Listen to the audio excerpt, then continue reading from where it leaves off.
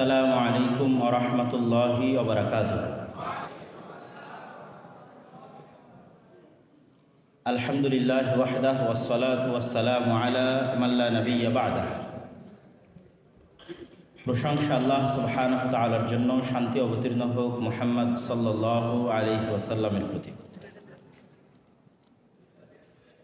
আপনারা সারাদিন ব্যাপী আজকের এই সেমিনারে দীর্ঘক্ষণ যাবৎ বহু জ্ঞানীগুণী উচ্চশিক্ষিত ইসলামিক স্কলারদের আলোচনা শুনে আসছেন। এতক্ষণ পর্যন্ত যে আপনারা ধৈর্য ধরে রেখেছেন সেটির জন্য আপনাদেরকে আল্লাহ সুবহানাহু ওয়া তাআলা উত্তম প্রতিদান দান করুক, আল্লাহুম্মা আমিন। তো আপনারা কি ক্লান্ত না শোনার মতো ধৈর্য আছে? জাযাকাল্লাহ খায়ের।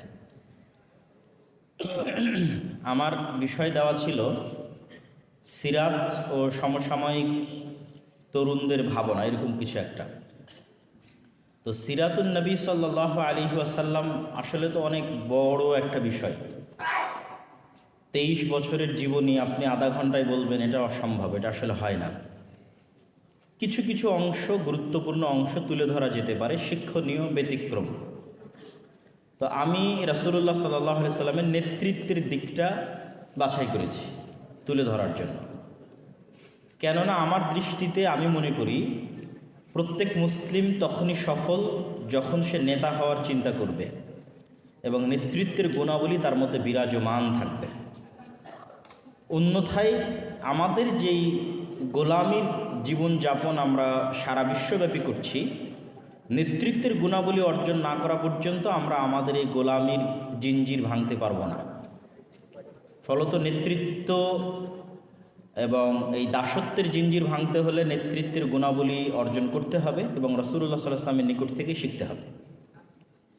আর দ্বিতীয় যে বিষয়, এই নেতৃত্বের সাথে সম্পৃক্ত রেখেই সমসাময়িক কিছু বিষয় তার সাথে যতটুকু ইনক্লুড করা যায়, যতটুকু অন্তর্ভুক্ত করা যায় চেষ্টা করব ইনশাআল্লাহ। তার আগে আমি শুকরিয়া আদায় করি যারা আজকের এই অনুষ্ঠানটি আয়োজন করেছেন। আমি এখানে আসার পর শুনলাম, আমি জানতাম না, যে জাহাঙ্গীরনগর মুসলিম বিশ্ববিদ্যালয়ের প্রতিষ্ঠার পর থেকে নিয়ে গত 50 বা 53 বছরের মধ্যে এটি প্রথম কোনো ইসলামী অনুষ্ঠান। তো আমরা প্রথমত আল্লাহ সুবহানাহু ওয়া তাআলার শুকরিয়া আদায় করো তো বলি আলহামদুলিল্লাহ। দ্বিতীয়ত আল্লাহ সুবহানাহু ওয়া তাআলার নিকটে দোয়া করি যে আল্লাহ সুবহানাহু ওয়া তাআলা এই উদ্যোগে বরকত দান করুন, আল্লাহুম্মা আমিন। কোনো জিনিস তখনই বাড়ে, তখনই স্থায়ী হয় যখন আল্লাহ সেটিকে কবুল করেন এবং সেটিতে বরকত দান করেন। তো আজকের যারা উদ্যোক্তা তারা পরবর্তী উত্তরসূরিদের উপর বিশাল বড় এক আমানতের দায়িত্ব চাপিয়ে দিয়ে গেলেন, আর পূর্বসূরিদের রেখে যাওয়া অনেক বড় একটা বোঝা তারা আজকে মাথা থেকে নামিয়ে ফেললেন। আমি অবশ্য তাদেরকে পাল্টা উত্তরে বলেছিলাম, এখন যখন কথা হচ্ছিল তখনই, যখন আমাকে বললো যে গত 53 বছরে কোনো দিন এখানে ইসলামী অনুষ্ঠান প্রকাশ্যে হয়নি, তাই আমি বলছিলাম গত 53 বছরে এই বিশ্ববিদ্যালয়ে কি কোনো মুসলিম মায়ের দুধ পান করেছে এরকম কোনো সন্তান আসেনি?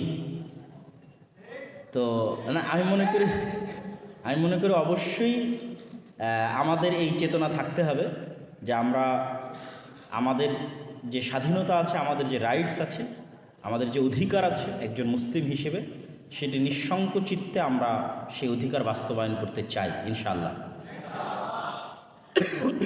রাসূলুল্লাহ সাল্লাল্লাহু আলাইহি ওয়াসাল্লামের নেতৃত্বের গুণাবলী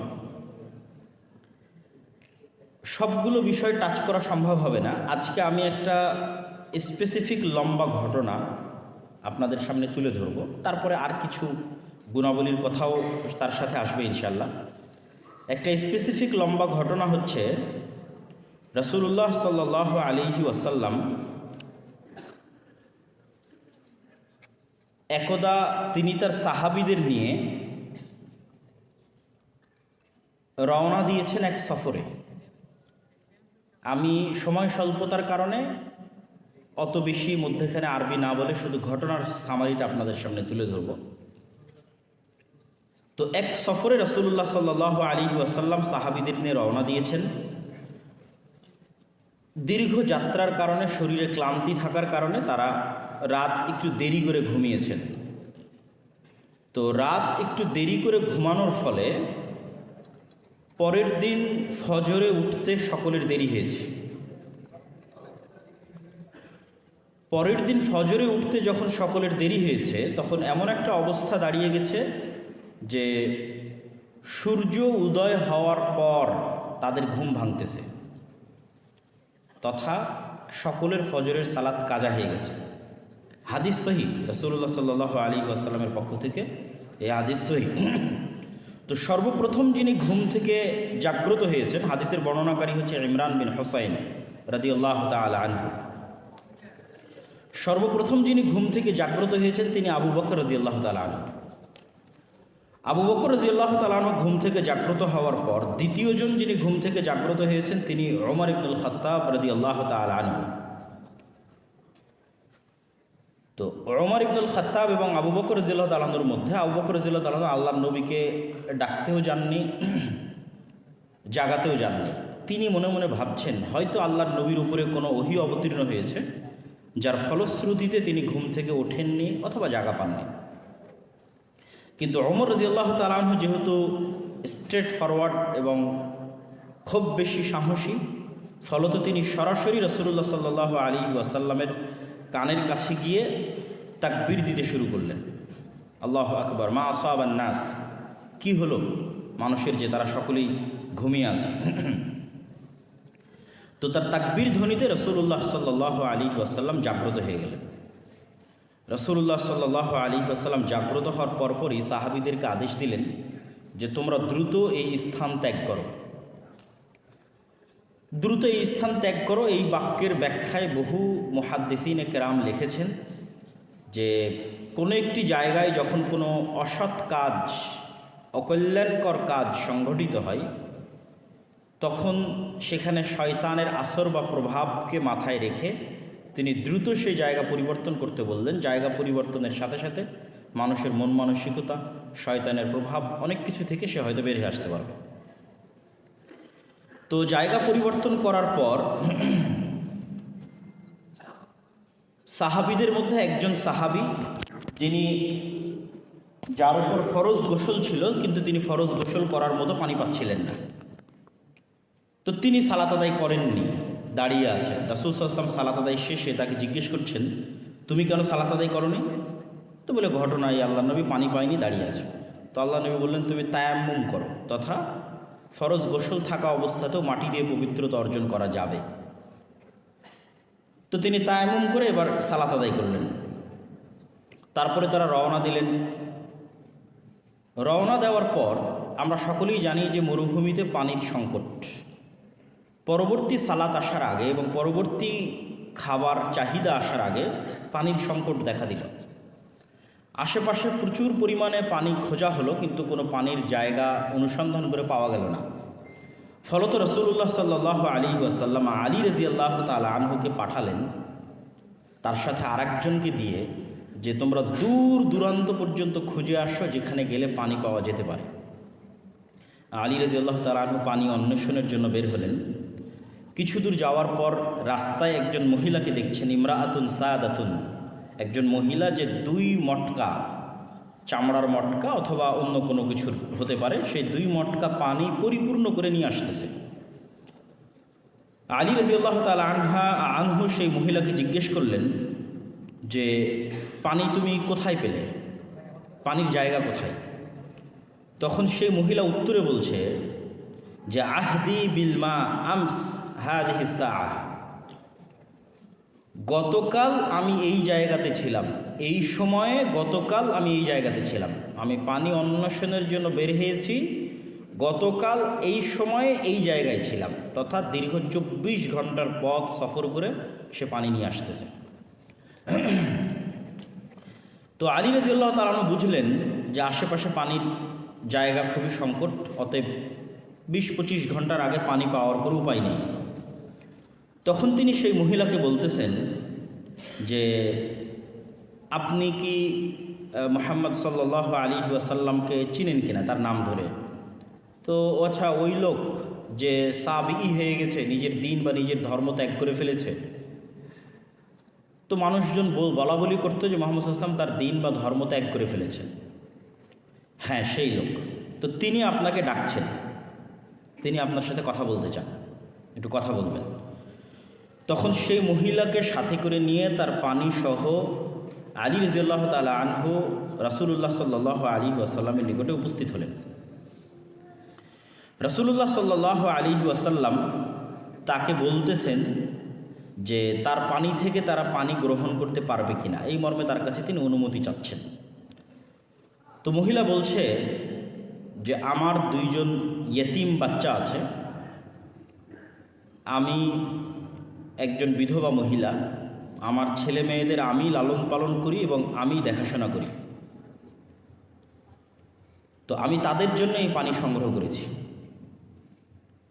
তখন রাসূলুল্লাহ সাল্লাল্লাহু আলাইহি ওয়াসাল্লাম তার পানি থেকে পানি সংগ্রহ না করে তাকে বললেন, ঠিক আছে তোমার পানি থেকে আমরা পানি নিব না।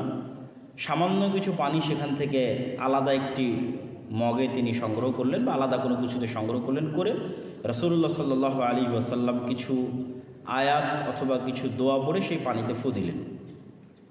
ফু দেওয়ার পর সেই পানি পুনরায় সেই মটকা বা সেই কলসের মধ্যে ঢেলে দেওয়া হলো। তারপরে তিনি সাহাবীদেরকে বললেন যে তোমরা এবার এখান থেকে পানি নেওয়া শুরু করো। সাহাবীরা ওই দিন কতজন ছিল আল্লাহ সুবহানাহু ওয়া তাআলা ভালো জানে, যতজন ছিল সবাই সেখান থেকে পানি নিলেন, অজু করলেন, খাওয়া দাওয়া করলেন, নিজের সাথে থাকা চতুষ্পদ জন্তুকে খাওয়ালেন। কিন্তু ওই মহিলার পানি যে পরিমাণ ছিল, যতটুকু ছিল ততটুকুই থেকে গেল।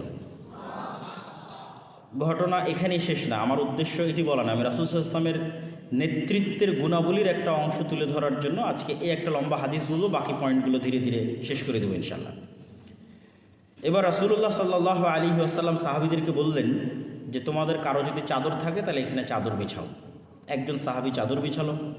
তিনি বললেন তোমাদের যার কাছে যা আছে, খাদ্যদ্রব্য, জিনিসপাতি, খেজুর, ছাতু, ফলমূল, সে এখানে জমা দাও, টাকা পয়সা যার যতটুকু সম্ভব। তো সাহাবীদের যার কাছে যা যতটুকু ছিল সে সেখান থেকে ততটুকু ওই চাদরের উপর জমা দিতে লাগলো। জমা দিতে দিতে মোটামুটি একটা ভালো পোটলার মতো, একটা টুকলির মতো হয়ে গেল। রাসূলুল্লাহ সাল্লাল্লাহু আলাইহি ওয়াসাল্লাম সেটিকে বেঁধে ওই মহিলার হাতে দিয়ে বললেন, এই যে তোমার পানি যেভাবে ছিল সেভাবে, আর এই যে তার সাথে অতিরিক্ত আমাদের পক্ষ থেকে তোমার সন্তানদের জন্য হাদিয়া। এখানে যতজনের যার কাছে যা খাবার ছিল, টাকা পয়সা যা ছিল সেটা জমা করে তিনি সেই মহিলার হাতে দিলেন। সেই মহিলা সেগুলো নিয়ে ফিরে গেল। তার এলাকার মানুষজন তাকে জিজ্ঞেস করলো তোমার এত দেরি হলো কেন? তো বলে এই ঘটনা। তো সেই মহিলা সেখানে গিয়ে বলল যে পৃথিবীতে যদি সবচেয়ে বড় কোনো জাদুকর থেকে থাকে, আর মোহাম্মদ যদি সত্যিই জাদুকর হয়, তাহলে আসমানের নিচে জমিনের উপর তার চেয়ে বড় জাদুকর কেউ হতে পারে না আজকে আমি যা দেখেছি। আর যদি তিনি জাদুকর না হন, সত্যবাদী হন, তাহলে তিনি আসলেই সত্য নবী। ঘটনা চলতে থাকলো, দিন যায় রাত যায়। তো রাসূলুল্লাহ সাল্লাল্লাহু আলাইহি ওয়াসাল্লাম বিভিন্ন সময় বিভিন্ন মুজাহিদ বাহিনী প্রেরণ করেন। তো মুজাহিদ বাহিনী যখন কোথাও যায়, গণ্ডগোল হয়, মারামারি হয়, যুদ্ধ হয়, কিন্তু কখনোই কোনো মুজাহিদ বাহিনী ওই মহিলা যেই গ্রামে থাকতো সেই গ্রামে গিয়ে কখনো আক্রমণও করেনি, সেই গ্রামে কাউকে কখনো কোনো কিছু জিজ্ঞেসও করেনি, কিছু বলেওনি। কিন্তু তার আশেপাশের বহু জায়গায় মুজাহিদদের সাথে যুদ্ধ হয়েছে, আর অনেক কিছু হয়েছে। তো একটা সময় তাদের মনের মধ্যে প্রশ্ন দেখা দেয় যে আশেপাশে যুদ্ধ বিগ্রহ হলো, আমাদের এখানে কেন কেউ আসে না? অথচ তখন মুহাম্মদ সাল্লাল্লাহু আলাইহি সাল্লামের দিন দিন তার ক্ষমতা এবং তার শক্তি এবং তার সামর্থ্য বাড়ছে।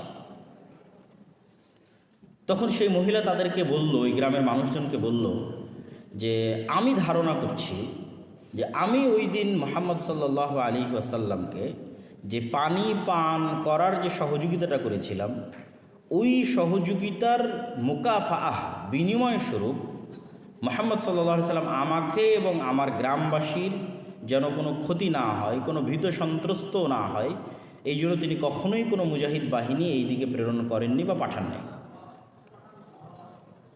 তো এই ঘটনার যে কয়েকটা পয়েন্ট আমাদের কাছে শিক্ষণীয়, সেটা হচ্ছে রাসূলুল্লাহ সাল্লাল্লাহু আলাইহি ওয়াসাল্লাম এমনি এমনি নেতা ছিলেন না। তিনি প্রত্যেকটা মানুষের ছোট থেকে ছোট প্রতিদান, ছোট থেকে ছোট সহযোগিতা স্মরণ রাখতেন। ছোট থেকে ছোট প্রতিদান সহযোগিতা স্মরণ রাখার পর তিনি সর্বোচ্চ পরিমাণে চেষ্টা করতেন সেটা পাল্টা প্রতিদান আদায় করে দেওয়া, পাল্টা প্রতিদান দিয়ে দেওয়া। তো এই ঘটনার কয়েকটা প্রশ্ন আমাদের মাথায় রাখতে হবে যে ওই মহিলা ছিল মুশরিকা, কাফেরা। আলী রাদিয়াল্লাহু তাআলা আনহু গিয়ে সশস্ত্র অবস্থায় থাকার পরেও সেই মুশরিক মহিলার নিকট থেকে পানি ছিনিয়ে নেননি। তো কাফের, এর কাছ থেকে পানি ছিনিয়ে নি। ওই মহিলা যখন রাসূলুল্লাহ সাল্লাল্লাহু আলাইহি ওয়াসাল্লামের কাছে উপস্থিত হয়েছে তখন সে একা, একে তো মহিলা মানুষ, দ্বিতীয়ত একা, আর বাকি ওখানে 500 জন থাকুক 1000 জন থাকুক সবাই সশস্ত্র। তখনও রাসূলুল্লাহ সাল্লাল্লাহু আলাইহি ওয়াসাল্লাম তার সাহাবীদেরকে আদেশ দেননি যে মুশরিক, এর কাছ থেকে তুমি জোরপূর্বক নিয়ে নাও। তখনও তিনি সেই মহিলার কাছে অনুমতি চাচ্ছেন যে আমরা তোমার পানি ব্যবহার করতে চাই, অথচ মহিলা তখন একা, আর বিপরীতে যারা আছে তারা সশস্ত্র অবস্থায় আছে। তো মহিলা পানি ব্যবহারের পিছনে যখন অনুমতি দিল না, তখন রাসূলুল্লাহ সাল্লাল্লাহু আলাইহি ওয়াসাল্লাম তার পানি যে অবস্থায় ছিল সে অবস্থায় রেখেই ব্যবহারের জন্য তার যে মুআজিজা, আল্লাহর যে রহমত এবং বরকত, সে আল্লাহর সাহায্য চেয়ে ওই পানিকে ওসিলা বানিয়ে, মাধ্যম বানিয়ে তিনি তার পানি যে অবস্থায় ছিল সে অবস্থায় রাখার ব্যবস্থা করলেন। তাহলে প্রকৃত অর্থে মহিলার নিকট থেকে পানি নেওয়া হলো না, তার পানি যে অবস্থায় আছে সে অবস্থায় থাকলো। আমরা হলে বলতাম যে ঠিক আছে, আপনার পানিতে যে অবস্থায় আছে সে অবস্থায় থাকলো, তো ঠিক আছে আপনি যান, আপনার পানি তো আপনাকে বুঝিয়ে দিয়েছি। আবার সে তো মুশরিক, এই মুশরিককে এত দাম দেওয়ার দরকার আছে নাকি? কিন্তু রাসূল সাল্লাল্লাহু আলাইহি ওয়াসাল্লাম তার পানি যে অবস্থায় আছে সে অবস্থায় থাকার পরেও তিনি তার পানিটা ব্যবহার করে যে উপকারটা গ্রহণ করলেন সেটার জন্য তিনি পাল্টা তখন ইনস্ট্যান্ট সব সাহাবীর নিকট থেকে সহযোগিতা জমা করে তাকে বুঝিয়ে দিলেন। তারা তো বলতে পারতো আর ওর যে 2 ছেলে আছে সেই 2 ছেলে মুশরিক, ওরা না খেয়ে মরলে আমাদের কি সমস্যা, না খেয়ে মরুক, ওরা যদি পানিও না পায় তাতে কী সমস্যা। কিন্তু না, তিনি তার পানি যে অবস্থায় সে অবস্থায় থাকার পরেও তাকে তিনি পাল্টা উপকার করছেন। দ্বিতীয়ত এই ঘটনা তিনি ভুলে যেতে পারতেন, কিন্তু ভুলে না গিয়ে তিনি বহুদিন পর্যন্ত এই ঘটনা স্মরণে রেখেছেন যে একজন মুশরিক মহিলার কাছ থেকে তিনি সামান্য একটা উপকার গ্রহণ করেছিলেন। তো তখন অত্র অঞ্চলের মানুষ দেখল যে তাদের গ্রামের একটা নিম্ন ঘরের, একটা সাধারণ ঘরের একজন মহিলাকে এত বড় একজন নবী, এত বড় একজন শাসক এত বড় মূল্যায়ন করতে পারেন, এই সামান্য একটা উপকার এতদিন স্মরণে রাখতে পারেন। তখন সমগ্র গ্রাম একত্রিত হয়ে ওই মহিলার সাথে রাসূল সাল্লাল্লাহু আলাইহি ওয়াসাল্লামের দরবারে এসে একসাথে ইসলাম গ্রহণ করল। তো রাসূলুল্লাহ সাল্লাল্লাহু আলাইহি ওয়াসাল্লামের এই নেতৃত্বের গুণাবলীগুলো আমরা মুসলমানেরা অর্জন করতে পারিনি। আমরা বাহ্যিকভাবে ইসলামের যে আচার অনুষ্ঠান আছে সেগুলো আমরা চেষ্টা করি পালন করার, সালাত, সিয়াম, হজ, যাকাত, কিন্তু অভ্যন্তরীণভাবে, মেন্টালি, মানসিকভাবে আল্লাহর নবীর অন্তর যেমন সাফ, পরিষ্কার, নিষ্কলুষ, পরোপকারী, সত্যবাদী, ন্যায়পরায়ণ, এই অভ্যন্তরীণভাবে আমাদের অন্তরে, মুসলমানদের অন্তরে সেই গুণাবলীগুলো নাই। ফলত আমরা বাহ্যিকভাবে আমাদের আচার আনুষ্ঠানিকতা পূরণ করলেও, পালন করলেও প্রকৃত অর্থে আমরা মুনাফিক। রাসূলুল্লাহ সাল্লাল্লাহু আলাইহি ওয়াসাল্লাম বলেছেন 4টা গুণ যদি কারো মধ্যে থাকে, আর এক হাদিসে বলেছেন 3টা গুণ যদি কারো মধ্যে থাকে তাহলে সে মুনাফিকান খালিসা, খাঁটি, নিষ্কলুষ, নির্ভেজাল মুনাফিক। ইদা হাদ্দাসা কাযাবা, যখন কথা বলে মিথ্যা বলে, ওয়াইদা ওয়াদা আখলাফা, যখন ওয়াদা করে ভঙ্গ করে, ওয়াইদা তুমিনা খানা, যখন আমানত রাখা হয় তখন আমানতের খেয়ানত করে। তো আমানতের খেয়ানত মানে কি? আপনি বিশ্ববিদ্যালয়ের টিচার, সেটাও আমানত, বিশ্ববিদ্যালয়ের ছাত্র সেটাও আমানত, প্রিন্সিপাল, ভিসি সেটাও আমানত, প্রধানমন্ত্রী, প্রধান উপদেষ্টা সেটাও আমানত, ওসি, ডিসি, এসপি, মন্ত্রী, সচিব সেটাও আমানত, বাড়ির কর্তা, দায়িত্বশীল সেটাও আমানত। তো আমরা বাহ্যিকভাবে অনেক বড় ইবাদত গুজার দেখাই আমাদের মুনাফিকি ঢাকতে। আমাদের মধ্যে যে মুনাফিকিটা আছে, তথা অন্তরটা মুহাম্মদ সাল্লাল্লাহু আলাইহি ওয়াসাল্লামের মতো, তার সাহাবীদের মতো পরিষ্কার, উদার, নিষ্কলুষ, সত্যবাদী, ন্যায়পরায়ণ নয়, অন্তরটা কলুষিত। মুনাফিক অন্তর। কিন্তু এই মুনাফিক অন্তরের মুনাফিকি ঢাকার জন্য আমরা বাহ্যিকভাবে আমাদের ইবাদতটা দেখাই। আপনি যদি প্র্যাকটিক্যাল উদাহরণ নেন, তাহলে যে মানুষটা বলছে যে আমি প্রশ্ন ফাঁসের টাকা আল্লাহর রাস্তায় দান করি, তাহলে তার অন্তরটা মুনাফিক। কেননা সে যে দায়িত্বে আছে সেই দায়িত্বের আমানতের সাথে সে কী করেছে? খেয়ানত করেছে। আর আল্লাহর নবী বলছে যে আমানতের খেয়ানত করে সে কি? মুনাফিক। তাহলে তার অন্তর মুনাফিক। কিন্তু অন্তরের এই মুনাফিকি ঢাকার জন্য সে বাহ্যিকভাবে দান করে, সালাত আদায় করে, হজ করে, উমরা করে, লম্বা দাড়ি রাখে, মাথায় টুপি রাখে। এরকম কত সিডিসি, এসপি, মন্ত্রী, মিনিস্টার, সচিব নেবেন যারা নিজ নিজ দায়িত্বের সাথে শতভাগ আমানতের খেয়ানতকারী, কিন্তু তারা নাকি আবার তাহাজ্জুদের সালাত আদায় করে। তার মানে তার অন্তরটা কি? মুনাফিক। এই পরিমাণ, এই ধরনের মুসলমানের সংখ্যা সবচেয়ে বেশি এখন। তো আমাদের দরকার নেতা মুসলিম। তো নেতা মুসলিম, মুসলিম নেতা যদি আমরা পেতে চাই, তাহলে তার অন্তর মুনাফিকি থেকে মুক্ত হতে হবে। সে যখন সালাত আদায় করবে, সিয়াম পালন করবে, হজ করবে, জাকাত দিবে, দান করবে, তখন তার ভেতরটা সত্যবাদী, আমানতদার, ন্যায়পরায়ণতার মতো, পরোপকারীর মতো গুণে গুণান্বিত হতে হবে। রাসূলুল্লাহ সাল্লাল্লাহু আলাইহি ওয়াসাল্লামের এই গুণাবলীগুলো, এই নেতৃত্বের এই গুণাবলীগুলো বলে শেষ করা সম্ভব নয়। তার সত্যবাদিতা, তার ন্যায়পরায়ণতা, তার আমানতদারিতা, তার পরোপকারিতা বলে শেষ করা সম্ভব নয়। এগুলো প্রত্যেকটা দিয়ে তিনি লিডারশিপ, অ্যাজ এ লিডার তিনি তার সমাজে জাহেলি যুগেও প্রতিষ্ঠিত, ইসলাম আসার পরও প্রতিষ্ঠিত। এমনকি রাসূলুল্লাহ সাল্লাল্লাহু আলাইহি ওয়াসাল্লামের এই নেতৃত্বের গুণাবলীর দুইটা গুণ বলে আমি আমার বক্তব্যের শেষের দিকে চলে যাব। রাসূলুল্লাহ সাল্লাল্লাহু আলাইহি ওয়াসাল্লাম পরোপকারী। হেরা গুহায় যেই দিন তার নিকটে ইসলাম আসলো, পবিত্র কোরআনের আয়াত অবতীর্ণ হলো, সেই দিন তিনি সেখান থেকে বের হয়ে খাদিজা রাদিয়াল্লাহু তাআলা আনহার কাছে গিয়ে, কাছে গিয়ে বলছেন, আমি মারা যাব, আমাকে চাদর দিয়ে ঢেকে দাও, জ্বর চলে আসতেছে। খাদিজা রাদিয়াল্লাহু তাআলা বলছেন, কখনো নয়, আপনি মারা যাবেন না। কেন? আমি সংক্ষেপে শেষ করছি। মারা যাবেন না কেন? আপনি আত্মীয়তার সম্পর্ক রক্ষা করেন, মেহমান আসলে মেহমানের মেহমানদারি করেন, বিপদগ্রস্ত মানুষকে সহযোগিতা করেন, যার বোঝা ভারী হয়ে গেছে, ঋণের বোঝা, তাহমিলুল কাল, তার বোঝা আপনি বহন করেন। তো এই যে 5টা গুণ বলল, আর একটাও খাদিজা রাদিয়াল্লাহু তাআলা বললেন না যে আপনি হীরা গুহায় এতদিন আল্লাহর ইবাদত করেছেন, আল্লাহ আপনার ক্ষতি করবে না, এটা বললেন না। তার অন্তরটা পরিষ্কার এবং উদার, স্বচ্ছ। তার প্রমাণ এই 5টা গুণ। তিনি মেহমান আসলে মেহমানের মেহমানদারি করেন, তিনি প্রত্যেক আত্মীয়র সাথে সুসম্পর্ক রক্ষা করেন, তিনি বিপদগ্রস্ত মানুষকে সহযোগিতা করেন, যার ঋণের বোঝা ভারী হয়ে গেছে, রাস্তাঘাটে চলতে ফিরতে বোঝা ভারী হয়ে গেছে, সে বোঝা তিনি বহন করেন।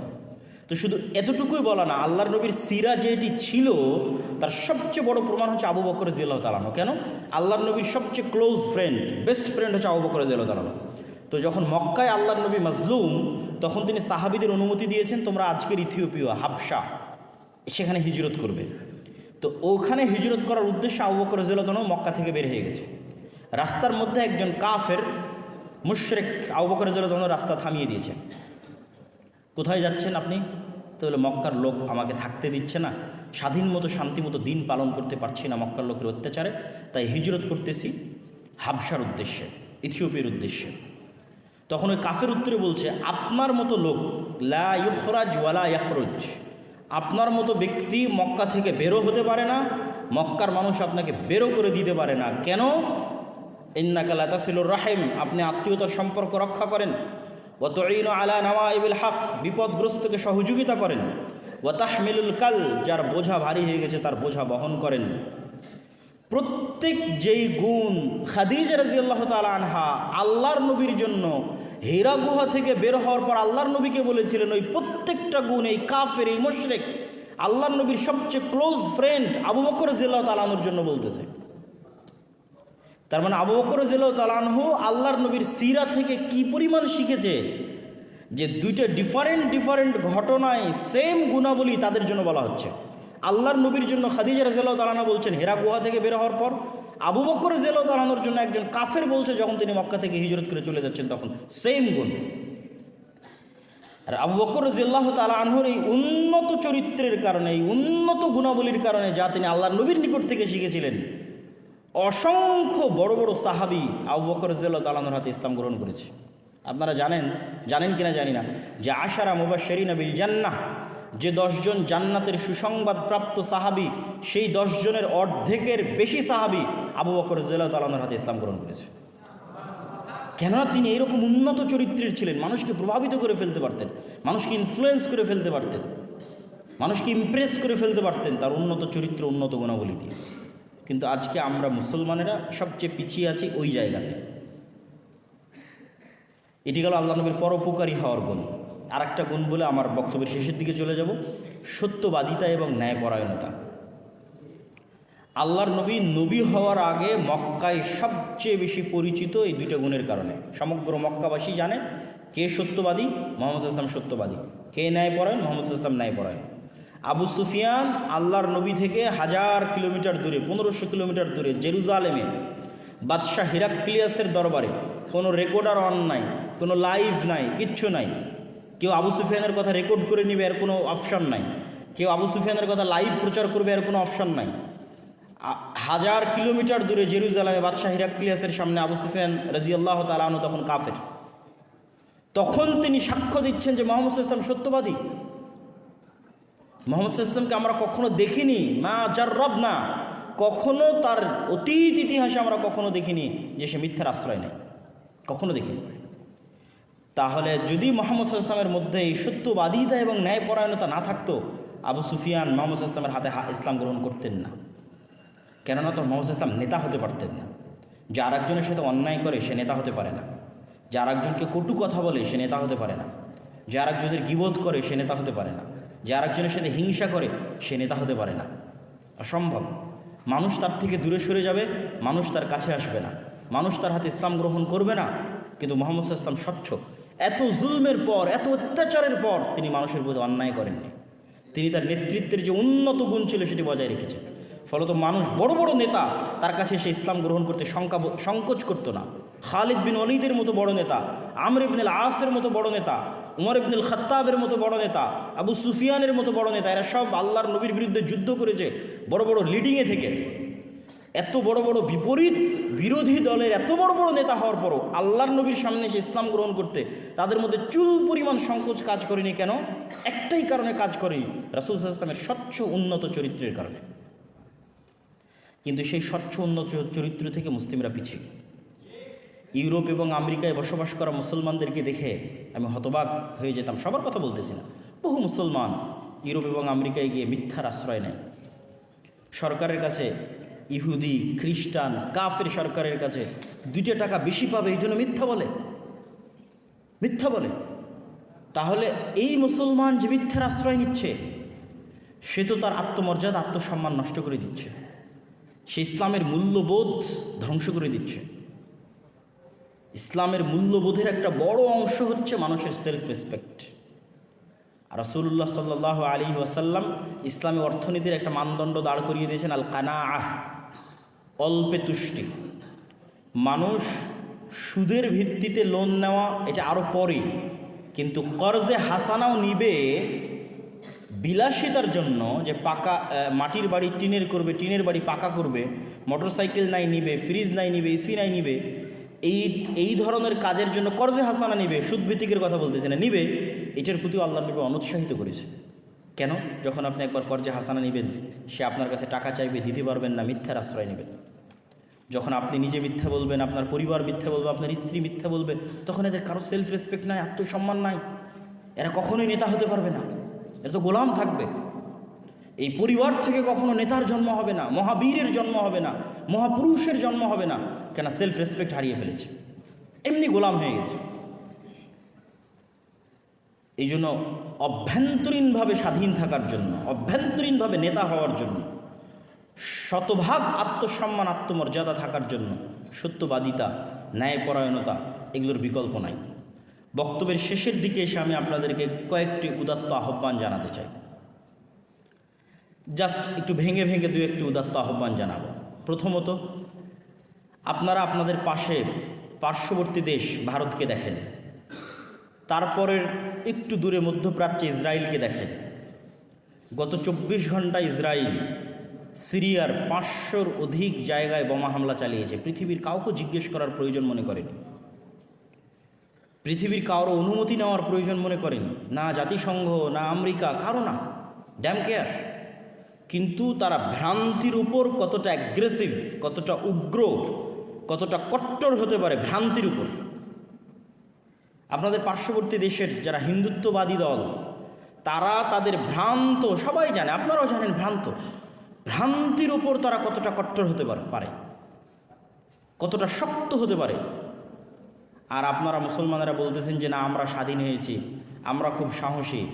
আমি বলি, আপনারা সেই দিন স্বাধীন, সেই দিন সাহসী, তারা ভ্রান্তির উপর দাঁড়িয়ে যদি বলতে পারে যে আমরা অখণ্ড হিন্দুত্ববাদী ভারত প্রতিষ্ঠা করব, মানে হিন্দু ধর্ম একটা ভ্রান্ত ধর্ম, এটা আপনি জানার পরও আপনি দেখছেন এই ভ্রান্তির উপর কতটা শক্ত যে আমরা হিন্দুত্ববাদ রাষ্ট্রীয়ভাবে প্রতিষ্ঠা করতে চাই।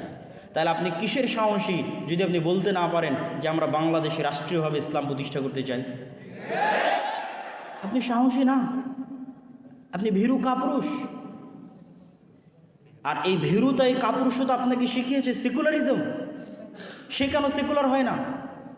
ইসরায়েল কেন সেকুলার হয় না? অসংখ্য ইউরোপের খ্রিস্টান কান্ট্রি, তারা কেন উগ্র খ্রিস্টান পন্থার দিকে এগিয়ে যাচ্ছে? সেকুলারিজমের দ্বার শুধু মুসলমানের জন্য, অথচ স্বয়ং ভারত রাষ্ট্র প্রতিষ্ঠা হয়েছিল সেকুলারিজমের উপর, আর পাকিস্তান আর বাংলাদেশ প্রতিষ্ঠা হয়েছিল ইসলামের উপর। সেই পাকিস্তান আর বাংলাদেশ সেকুলারিজমের দ্বার শিখতে শিখতে অনেক বড় মাপের সেকুলার হয়ে গেছে। আর ভারত প্রতিষ্ঠা হয়েছিল সেকুলারিজমের জন্য। গান্ধীর কথা বলেন, জওহরলাল নেহরুর কথা বলেন, মৌলানা আবুল কালাম আজাদের কথা বলেন, তারা কট্টর হিন্দুত্ববাদের দিকে চলে গেছে। সম্মানিত উপস্থিতি, যদি মুসলমানেরা বলে যে আমরা স্বাধীন, তাহলে সেই স্বাধীনতার জন্য বুক ফুলিয়ে ঘোষণা দিতে হবে যে আমি আমার দিনের উপর কট্টর, কোনো কম্প্রোমাইজ ছাড়া। তাহলে আপনি স্বাধীন। যেই দিন এটা স্বাধীনভাবে ঘোষণা দিতে পারবেন, সেই দিন স্বাধীন। আমি যেহেতু ইহুদি জাতিকে দেখেছি, আর আপনারা দূর থেকে দেখতেছেন, যেই জাতি আর এক দেশের 500 জায়গায় বোমা হামলা করতে পরোয়া করে না, সে তাদের নবীর সুন্নাত দাঁড়িয়ে রাখার জন্য পরোয়া করবে? কাউকে পরোয়া করে না। এই জন্য ওরা শতকরায় বেশি ইহুদি দাঁড়িয়ে রাখে। ড্যাম কেয়ার, 500 জায়গায় বোমা হামলা করতে আমি পরোয়া করি না, তা আমি আমার দিন পালন করতে কাকে পরোয়া করব? কিন্তু আপনি রাষ্ট্রে ইসলাম বহু দূরের কথা, আপনি ব্যক্তি জীবনে ইসলাম পালন করতে 10 বার পরোয়া করেন, পারিবারিক জীবনে ইসলাম পালন করতে 10 বার চিন্তা করেন। তো গোলামির মানসিকতা তো এখান থেকে শুরু হয়েছে। আপনি নেতা হবেন কিভাবে? আপনার মধ্যে হেজিটেশন তো, দ্বিধা তো এখান থেকে শুরু হয়েছে। আপনি মানসিকভাবে কলোনিয়াল মাইন্ড সেটআপ বহন করছেন, যে একজন মানুষ যদি প্যান্ট শার্ট টাই থাকে তাহলে সে স্মার্ট, ইংরেজি বলতে পারলে স্মার্ট, না বলতে পারলে স্মার্ট না। আপনি যান ইংল্যান্ডের পার্শ্ববর্তী যে দেশগুলো আছে, স্পেন, ইতালি, ফ্রান্স, ওরা ইংরেজি বলে কি না?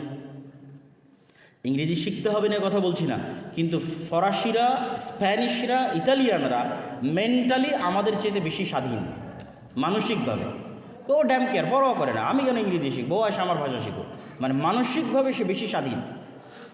আর আমরা মানসিকভাবে কলোনিয়াল মাইন্ডসেটটা বহন করার জন্য এখন পর্যন্ত গোলাম, আর আমাদেরকে গোলাম বানিয়ে রেখেছে সেকুলারিজম।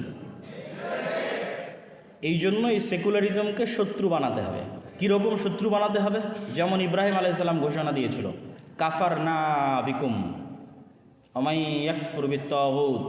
ইব্রাহিম আলাইহিস সালাম ঘোষণা দিয়েছিল, শোনো, তোমরা যেই মূর্তির ইবাদত করো সেই মূর্তি আর তোমাদের সবগুলোর আমি কুফরি করলাম, অস্বীকার করতেছি, ওপেন প্রকাশ্যে। তোমাদের মূর্তির প্রকাশ্যে অস্বীকার করতেছি, কুফরি করতেছি, তোমাদের প্রকাশ্যে অস্বীকার করতেছি, কুফরি করতেছি। এবং তিনি নিজেকে তাদের থেকে সম্পূর্ণরূপে মুক্ত ঘোষণা করেছেন। তা আপনি নিজেকে মুসলিমও দাবি করবেন, আবার মিনমিন করে সেকুলারিজমেরও কথা বলবেন, তাহলে আপনার ঈমান এখনও পূর্ণাঙ্গ হয়নি। আপনাকে প্রকাশ্যে ঘোষণা করতে হবে যে আমি সেকুলারিজমের কাফের, সেকুলারিজমের কুফরি করলাম, সেকুলারিজম মানি না, অস্বীকার করলাম। সেই দিন আপনার অন্তরে ঈমান পরিপূর্ণ হবে, পূর্ণাঙ্গ হবে। আর অসংখ্য যত থিওরি তৈরি করা হয়েছে, আমাদের যুবকদের মাথায় দেওয়া হয়েছে, গণতন্ত্রের নামে, সেকুলারিজমের নামে, লিবারালিজমের নামে, এগুলো প্রত্যেকটা তৈরি হয়েছে আমাদের সন্তানদের, মুসলমানদের সন্তানদের গোলাম রাখার জন্য এবং রাষ্ট্রীয়ভাবে কোনোদিন যেন ইসলাম ক্ষমতায় না যায় তার জন্য। এটা আমরা যত দ্রুত বুঝবো তত আমাদের জন্য কল্যাণকর, যত দ্রুত বুঝবো তত কল্যাণকর। তো আমরা ক্ষমতায় যাব কিভাবে? যদি আমাদের মধ্যে আল্লাহর নবীর মতো ওই নেতৃত্বের গুণাবলী থাকে, সত্যবাদী ন্যায়পরায়ণ প্রজন্ম যদি জন্ম দিতে পারেন, সত্যবাদী ন্যায়পরায়ণ প্রজন্ম, গত ফ্যাসিজম 16 বছর জীবনেও কন্টিনিউ করতো না যদি এই সরকারে যারা চাকরি করে তাদের মধ্যে মুসলিম মায়ের দুধ পান করেছে এরকম সত্যবাদী ন্যায়পরায়ণ দায়িত্বশীল থাকতো, সত্যবাদী ন্যায়পরায়ণ ওসি, ডিসি, এসপি, মন্ত্রী, সচিব থাকতো, কখনোই সম্ভব ছিল না। কিন্তু সবাই টাকার কাছে বিক্রি হয়ে যায়। মুসলমানদের এই স্বভাবটা সঠিক করতে হবে। মুসলমানের অভ্যন্তরীণভাবে মুনাফেক, বাহিরভাবে দেখাচ্ছে সে মুসলমান, নাউজুবিল্লাহ। অতএব ওই প্রজন্ম তৈরি করতে হবে যেই প্রজন্ম অভ্যন্তরীণভাবে রাসূল সাল্লাল্লাহু আলাইহি ওয়াসাল্লামের মতো নেতৃত্বের গুণাবলীতে বলীয়ান হবে, সত্যবাদী, ন্যায়পরায়ণ, আমানতদার। মরে গেলেও এই গুণে সে কম্প্রোমাইজ করবে না। যখন এই গুণে একবার সে কম্প্রোমাইজ করবে না, অটোমেটিক সে তার দিনের যে বিষয়গুলো আছে সেগুলোতেও সে কখনো কম্প্রোমাইজ করবে না। কেন? তখন তো ও নেতা হয়ে গেছে। নেতা কখনো কম্প্রোমাইজ করে না, গোলামেরা কম্প্রোমাইজ করে। সম্মানিত উপস্থিতি, আমি আমার বক্তব্য দীর্ঘ করতে চাই না। রাসূলুল্লাহ সাল্লাল্লাহু আলাইহি ওয়াসাল্লামের সিরাত থেকে শিক্ষা নিয়ে নেতৃত্বের গুণাবলী আমাদের মধ্যে অন্তর্ভুক্ত করে আমাদের সমগ্র বিশ্বে যা চলতেছে সেই দিক থেকে নিজেকে তুলনা করে আপনারা নিজের দিনের উপর, আমরা আমাদের নিজের দিনের উপর কট্টর হওয়া শিখি, দেখবেন যে আমরা স্বাধীন হয়ে গেছি ইনশাআল্লাহ। এই জন্য আমি কেন বারবার এই দুইটা জাতির কথা বলি, এই ইহুদি জাতির কথা কেন বলি আর হিন্দুদের কথা কেন বলি, এই দুইটা জাতির কথা কেন বলি? দেখেন, আমরা মুসলমানেরা আমাদের প্রোডাক্টিভিটি নষ্ট করতেছি সময় নষ্টের মাধ্যমে। আর তাদেরকে দেখেন, আপনি ইহুদি ফ্যামিলি বলেন, পরিবার বলেন, সমাজ বলেন, সেখানে যান, তাদের সন্তানেরা কিন্তু আমাদের মতো প্রোডাক্টিভিটি নষ্ট করে না। মাদকতা, জুয়া এগুলোর মধ্যে নিমজ্জিত হয়ে সময় নষ্ট করে না। আমরা যদি শুধু বলি যে হ্যাঁ আমি মুসলমান, আল্লাহ আমাকে সাহায্য করবে, জি আল্লাহ সাহায্য করবে, কিন্তু আল্লাহ একটা সিস্টেমে পৃথিবীকে ডেভেলপ করেছে, ওই সিস্টেমের মধ্যে দিয়ে যদি আপনি না যান তাহলে আল্লাহ সুবহানাহু ওয়া তাআলা কীভাবে আপনাকে সাহায্য করবে? আপনাকে তো এই সিস্টেমের মধ্যে ফাইট দিতে হবে, চেষ্টা করতে হবে। আপনি ঘরে বসে থাকবেন, আপনি free fire, PUBG, Facebook, Twitter, YouTube, TikTok এগুলোতে সময় নষ্ট করবেন, নেটফ্লিক্স এগুলোতে সময় নষ্ট করবেন, আর আরেকজন বসে থেকে পড়াশোনা করবে, গবেষণা করবে, জ্ঞানী হবে, তো আল্লাহ সুবহানাহু ওয়া তাআলা তো আপনাকে সহযোগিতা করবে না। আপনাকেও তাদের মতো প্রোডাক্টিভ হতে হবে। আপনি আরেকজন খ্রিস্টানের সাথে যদি চলেন, পথভ্রষ্ট খ্রিস্টান, তাহলে আপনি শিখতে পারবেন না কিছু। আপনি দেখবেন সেও সপ্তাহের ইনকাম 2 দিনে গার্লফ্রেন্ডদের সাথে শেষ করে দিচ্ছে, অথবা পাবে গিয়ে শেষ করে দিচ্ছে, অথবা বারে গিয়ে শেষ করে দিচ্ছে। পাবে জুয়া খেলে, বারে মাদকতার মাধ্যমে, অথবা গার্লফ্রেন্ড কিনে কোথাও ঘুরতে গিয়ে শেষ করে দিচ্ছে। কিন্তু আপনি যদি একজন ইহুদির সাথে চলাফেরা করেন, হোঁচট খাবেন। ওদের টেন্ডেন্সি ভিন্ন, লক্ষ্য উদ্দেশ্য ভিন্ন, একটা বড় টার্গেট নিয়ে কঠোর পরিশ্রম করে যাচ্ছে। পৃথিবীকে কিভাবে কন্ট্রোল করবে, শাসন করবে, অল্প সংখ্যক হওয়ার পরও তার পিছনে জান প্রাণ দিয়ে চেষ্টা করে যাচ্ছে। আপনি যদি ওই আর একটা পথভ্রষ্ট খ্রিস্টানদের মতো এইভাবেই আপনার প্রোডাক্টিভিটিকে নষ্ট করেন, মাদকতা, জুয়া, নারী ইত্যাদির মধ্যে শেষ করেন, আপনি পৃথিবী শাসন করতে পারবেন না। প্রথমত আপনাকে ওই রাস্তায় চলা শুরু করতে হবে। ওই রাস্তায় যখন চলা শুরু করবেন, আপনি যদি অন্যের কাছে যদি 100% থাকে, আপনার কাছে 50% থাকে, আল্লাহ আপনাকে বিজয় দিবে ইনশাআল্লাহ। আপনি চেষ্টা করার পর বাকিটার দায়িত্ব আল্লাহ সুবহানাহু ওয়া তাআলার উপরে। তা আমি আমাদের তরুণদের, যুবকদের উদাত্ত আহ্বান জানাবো যে আমরা নিঃসংকোচে, নির্দ্বিধায় আমাদের দিনের উপর কট্টর হই এবং আমাদের সময়টা আমাদের দেশ ও জাতির উন্নতির জন্য জ্ঞান অর্জনের পিছনে লাগাই। ঢাকা বিশ্ববিদ্যালয়ে হাজার হাজার ছাত্রছাত্রী টিএসসি চত্বরে বসে ফুটবল বিশ্বকাপের উন্মাদনায় ব্যস্ত। আপনি কল্পনা করেন যে অক্সফোর্ড, ক্যামব্রিজে সেই উন্মাদনায় ছাত্রছাত্রীরা সময় নষ্ট করতেছে কিনা? পাবেন না। তারা পড়াশোনা করতেছে, জ্ঞান অর্জন করতেছে, কিন্তু আমরা পড়াশোনা এবং জ্ঞান অর্জন থেকে অনেক পিছিয়ে। আমরা যে আমাদের পার্শ্ববর্তী দেশকে নিয়ে হাসি ঠাট্টা করতেছি। আপনি বেঙ্গলোরে যান, বেঙ্গলোরকে তারা সেকেন্ড সিলিকন ভ্যালি বানিয়েছে। আমেরিকার যে সিলিকন ভ্যালিতে তথ্য প্রযুক্তির সকল বলা যায় হাউস, সেই সেকেন্ড তারা তৈরি করেছে বেঙ্গলোরে। তা আপনি হিন্দুদেরকে কী নিয়ে ঠাট্টা বিদ্রুপ করবেন? আপনার ওইরকম সিলিকন ভ্যালি কোথায় বাংলাদেশে? ওইরকম তথ্য প্রযুক্তির স্কুল, কলেজ, ইউনিভার্সিটি হাব কোথায়? আমরা তো তৈরি করতে পারিনি।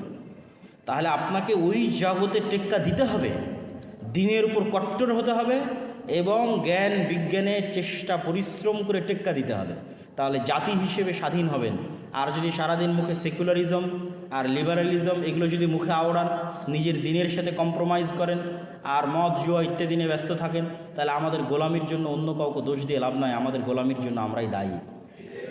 আমাদের পরবর্তী প্রজন্ম গোলাম থাকবে, তাদের পরবর্তী প্রজন্ম গোলাম থাকবে। স্বাধীন হতে চাইলে মাথা উঁচু করে দাঁড়াতে হবে, পরিশ্রম করতে হবে।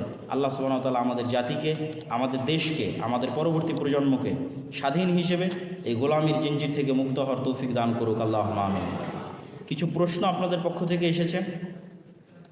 কেউ যদি মডারেট মুসলিম বলে পরিচয় এবং তাত্ত্বিকভাবে সেকুলারিজম প্রমোট করে, সে কি দিনের ভিতর থাকতে পারবে বা প্রকৃত মুসলিম থাকবে? কেউ যদি সেকুলারিজমকে মনে প্রাণে বিশ্বাস করে, তাহলে তার মুসলিম থাকার সম্ভাবনা খুবই কম।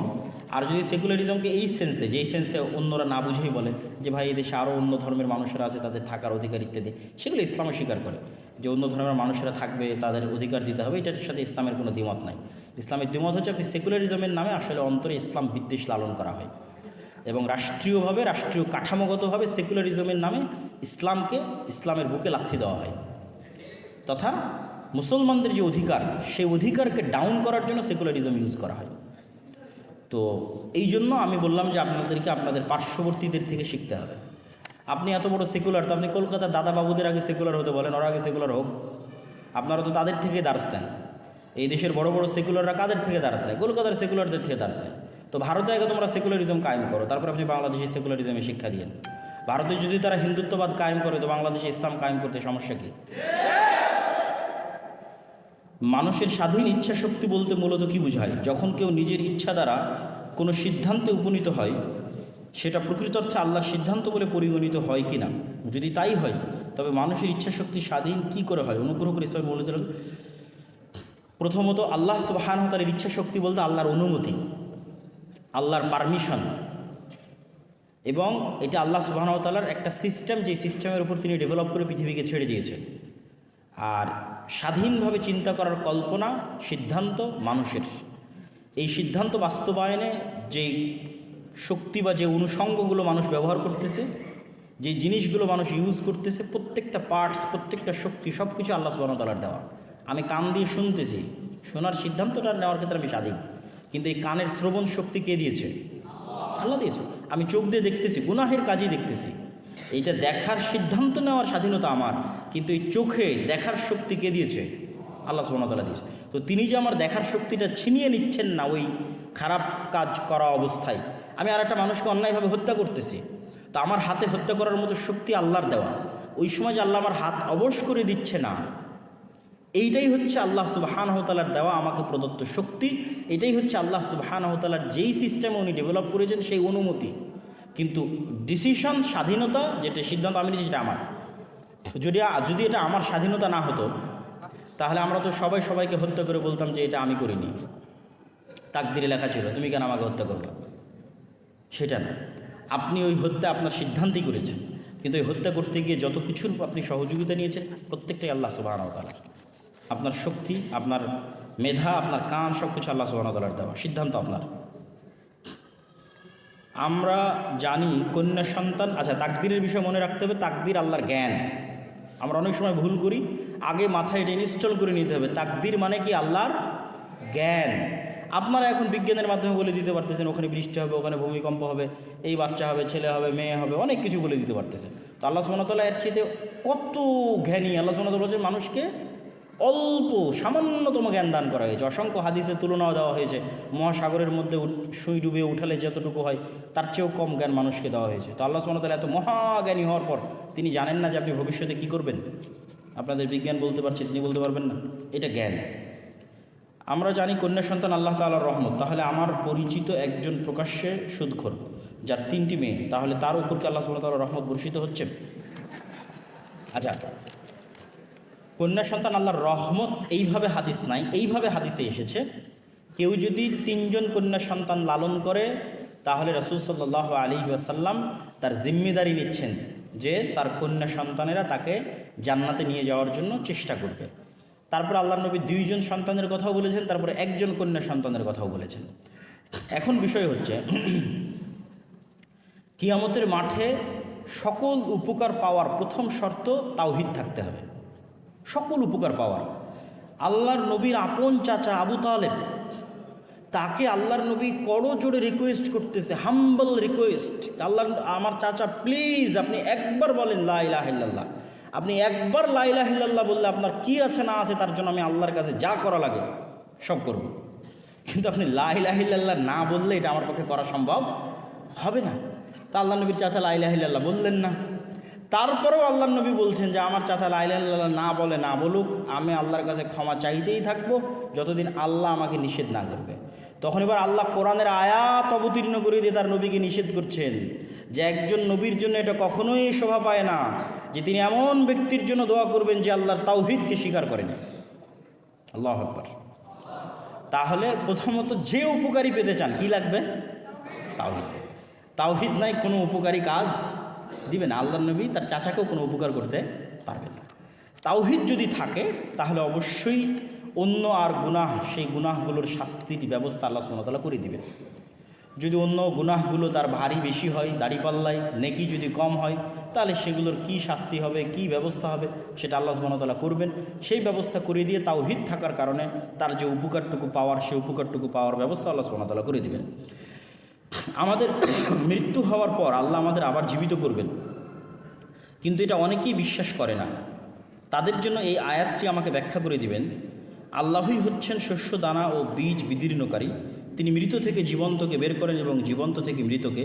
এই হচ্ছেন আল্লাহর সৎপথে থেকে তোমরা কোথায় চলে যাচ্ছ? সূরা আল-আনআম 95। ইসলামের ঈমানের যে 6টা, প্রত্যেকটাই অদৃশ্যকে বিশ্বাস। এই কনসেপ্ট আগে ক্লিয়ার করতে হবে। মানে ইসলামে ঈমানের যে 6টা, একটাও যুক্তির আলোকে বিচার করলে কেউ মুমিন হতে পারবে না। তারপরেও আল্লাহ যুক্তি দিয়েছে, দেয়নি তা না, কিন্তু আগে আপনি সামারিটা বুঝে রাখেন, পুরোটাই অদৃশ্য। আল্লাহকে আমরা কেউ দেখেছি? দেখিনি, অদৃশ্য। আমরা কি কিয়ামত দেখেছি? অদৃশ্য। আমরা কি তাকদীর দেখেছি? অদৃশ্য। তাহলে ঈমানের যে ফেরেশতাদেরকে আমরা দেখেছি, এমনকি আমাদের জন্য আল্লাহর নবী স্বয়ং মুহাম্মদ সাল্লাল্লাহু আলাইহি ওয়াসাল্লাম অদৃশ্য, আমরা তো তাকেও দেখিনি। তাহলে আমাদের ক্ষেত্রে ঈমানের প্রত্যেকটা জিনিসই অদৃশ্য, এটা 1 নম্বর পয়েন্ট। তাহলে সেক্ষেত্রে পরকালের প্রতি বিশ্বাস, সেটি মূলত একটি অদৃশ্যের প্রতি বিশ্বাস, যা এখনও ঘটেনি কিন্তু বিশ্বাস করতে হবে যে ঘটবে। তাহলে কেন বিশ্বাস করবেন? আল্লাহ সুবহানাহু ওয়া তাআলা এই বিশ্বাসের জন্য যে যুক্তিগুলো মানুষকে দিয়েছেন, সেই যুক্তিগুলোর 1 নম্বর যুক্তি, যেটা সবচেয়ে শক্তিশালী, পাওয়ারফুল যুক্তি অন্য সকল যুক্তির চাইতে, যে আপনি এখন যে পৃথিবীতে এসেছেন, এই পৃথিবীতে আসার পিছনে আপনার কোনো সিদ্ধান্ত বা আপনার বাবা মায়ের কোনো সিদ্ধান্ত সামিল ছিল কি না। মানে আপনার বাবা মা কোনো একটা সুইচ বাটন চাপ দিয়ে নিজের ডিসিশন নিয়ে যে আমি এই কালারের, এই রঙের, এই বর্ণের পুরুষ একটা সন্তান চাই, চাপ দিয়ে আপনাকে বের করে নিয়ে আসছে? ছিল না।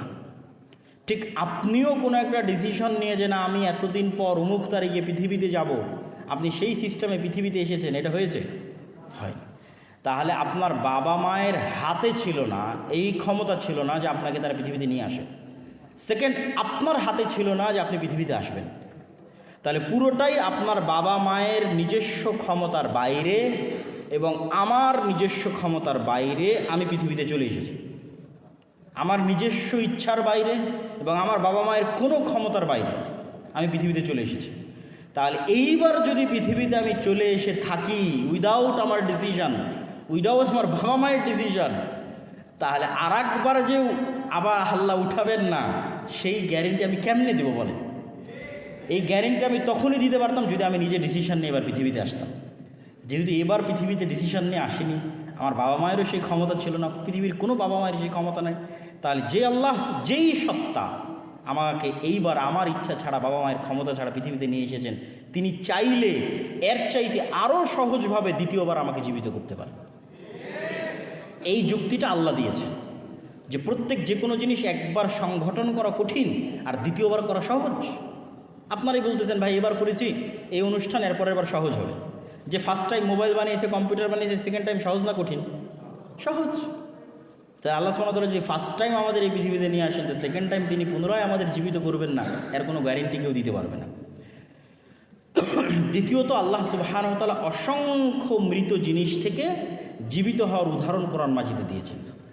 যে তোমরা যে শস্য দানা বীজ, এটা মৃত, এই শস্য দানা বীজকে তোমরা মাটিতে পুঁতে দাও, সেখান থেকে জীবিত গাছ জন্ম নিচ্ছে।